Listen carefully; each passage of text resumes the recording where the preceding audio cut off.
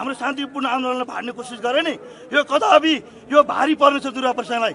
यो कारहरूले गर्ने आक्रमण हो। प्रहरीको सेटिङमा ढुङ्गा मुढा गरिएको छ।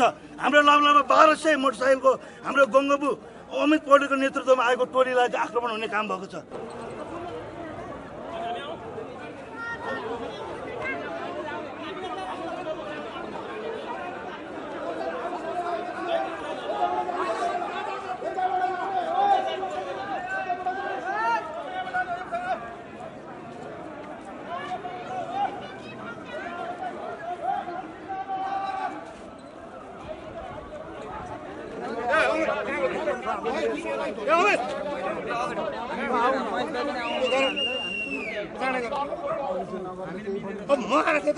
दुईटा गाडी